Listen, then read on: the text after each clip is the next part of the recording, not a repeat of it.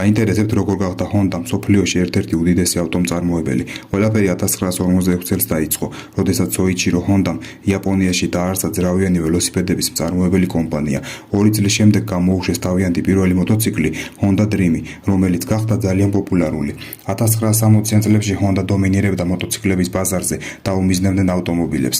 1963 წელს Hondam გამოუშვა თავისი პირველი ავტომობილი T360, პატარა ზომის სატვირთო, რომელსაც მოაყოლეს S500 როუდსტერი.